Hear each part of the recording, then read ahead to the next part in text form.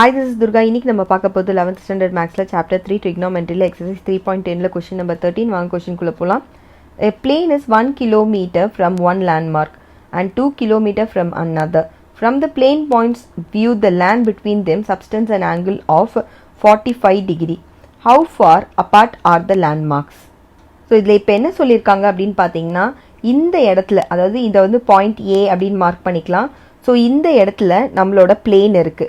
So இந்த plane வந்து இந்த இடத்துல இருந்து ரெண்டு பிளேசஸை பார்க்குது. ஸோ ஓகேங்களா. ஸோ இது வந்து பார்த்தீங்கன்னா இது பார்க்குற ஒரு பிளேஸ் வந்து பார்த்தீங்கன்னா 1 கிலோமீட்டர் தூரத்தில் பார்க்குது. ஸோ 1 கிலோமீட்டர் தூரத்தில் பாயிண்ட் பி இந்த பிளேஸை வந்து பார்க்குதுன்னு வச்சுக்கலாம். ஓகேங்களா. அதே மாதிரி இதே இடத்துலேருந்து இன்னொரு 2 கிலோமீட்டர் தாண்டி இன்னொரு இடத்தையும் பார்க்குது. ஸோ 2 கிலோமீட்டர் டிஸ்டன்ஸில் சின்ற இடத்த பார்க்குது. ஓகேங்களா. அவங்க என்ன கேட்குறாங்க அப்படின்னா distance between B and C, இதுதான் அவங்க கேட்குற கொஷின். ஸோ இந்த ரெண்டுத்துக்கும் பிளேஸ்க்கும் நடுவில் இருக்க டிஸ்டன்ஸ் என்ன, இந்த மாதிரி இந்த பிளேன் இந்த ரெண்டு பிளேசஸையும் பார்க்குது இல்லையா, அப்படி பார்க்கும்போது எந்த ஆங்கிள் அது மேக் அவுட் பண்ணுதுன்னா 45 டிகிரி. ஸோ அது மேக் பண்ணுற ஆங்கிள் பார்த்தீங்கன்னா 45 டிகிரி. ஸோ கேபிட்டல் ஏக்கு ஆப்போசிட்டில் இருக்கிறது வந்து நம்ம ஸ்மால் ஏன்னு மார்க் பண்ணுவோம். இது ஸ்மால் பி, இது ஸ்மால் சி. ஸோ இதுலேருந்து நமக்கு என்னென்னலாம் தெரியறதுன்னு பார்த்தீங்க அப்படின்னா like small A which is equal to இதுதான் நம்ம கண்டுபிடிக்க வேண்டியது. ஸ்மால் பி வந்து 2, ஸ்மால் சி வந்து பார்த்தீங்கன்னா 1 கிலோமீட்டர். அதே மாதிரி angle A which is equal to 45 degree.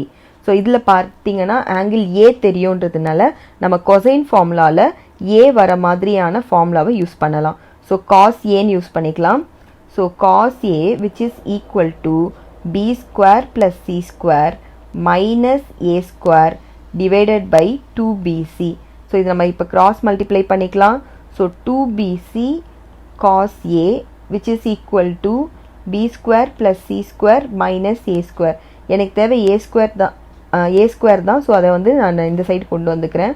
So b square plus c square minus 2bc cos Aன்னு வந்துடும்.